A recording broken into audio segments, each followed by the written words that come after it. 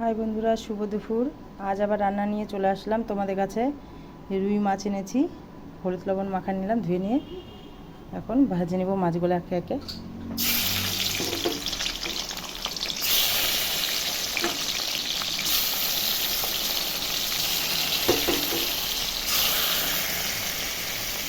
তারপরে রান্নাটা দেখতে থাকো, মাছের ঝোলটা কেমন করে করি।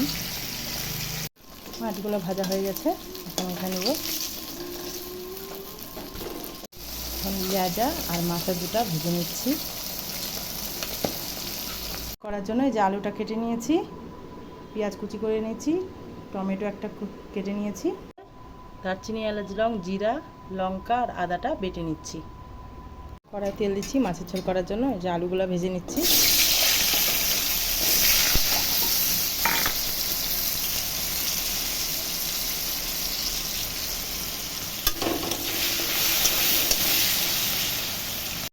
আলুগুলো ভাজা হয়ে গেছে, এখন উঠিয়ে নেব।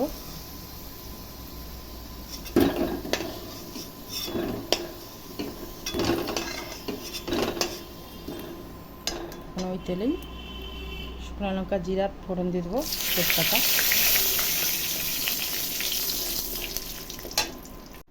পেঁয়াজটা দিয়ে দেবো।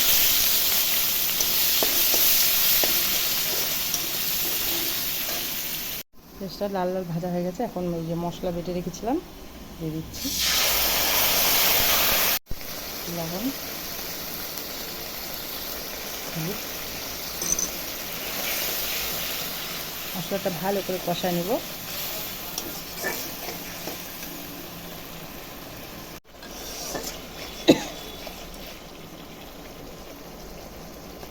এখন আলুগুলোও দিয়ে দেবো, আলু দিয়ে আবার কষাবো।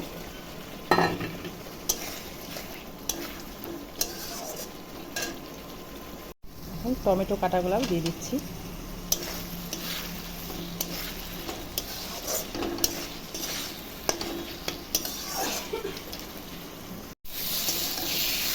মশলাটা আলুর সঙ্গে ভালো করে কষানো হয়ে গেছে, এখন ঝোল দিয়ে দেবো। ঝোলটা দেখো ফুটে গেছে, মাছগুলো দিয়ে দেবো।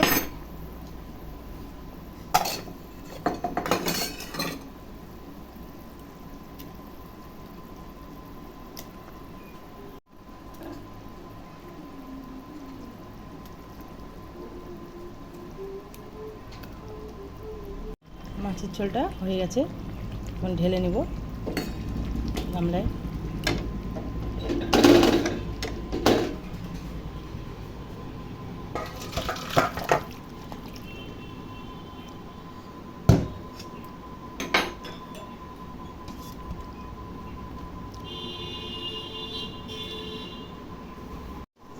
আমার আলু টমেটো দিয়ে মাছের ঝোল তৈরি হয়ে গেছে, নামাই নিলাম।